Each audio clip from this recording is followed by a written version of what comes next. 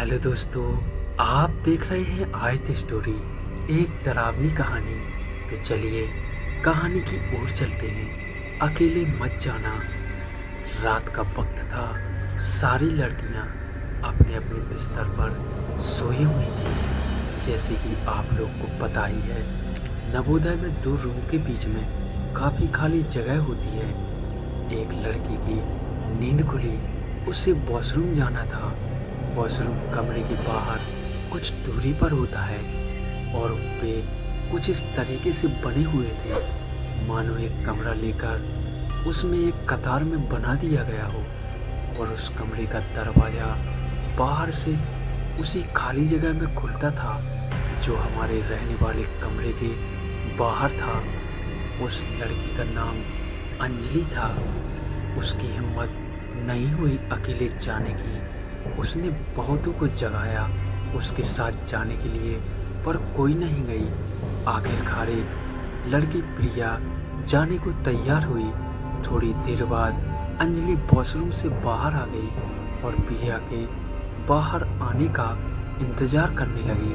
थोड़ी देर बाद भी वो नहीं आई तो उसे थोड़ा डर लगने लगा था, क्योंकि वहाँ दीवार से ज़्यादा खिड़कियाँ थीं, और जब भी हम डरते हैं हमारी इमेजिनेशन हाई लेवल पर हो जाती है।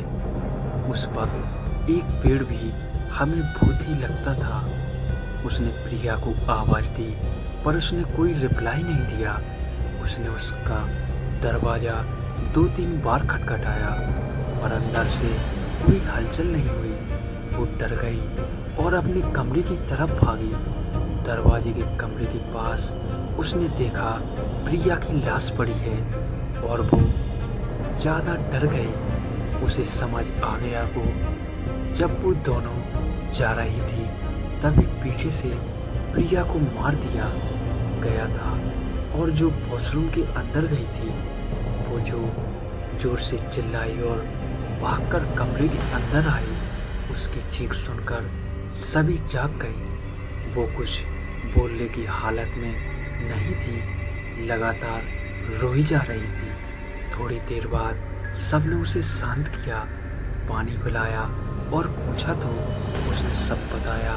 ये भी प्रिया की लाश कमरे के बाहर है। हिम्मत तो किसी की नहीं हुई बाहर जाकर देखने की। तभी एक ने कहा, ऐसा हो सकता है प्रिया को आज की छुट्टी लेकर घर गई हो। कुछ ही दिन बाद तब वो कौन थी जो उसके साथ कमरे के बाहर गई थी। दोस्तों, यह छोटी सी कहानी आपको कैसी लगी कमेंट में हमें ज़रूर बताएं, और वीडियो को लाइक और चैनल को सब्सक्राइब ज़रूर करें। धन्यवाद।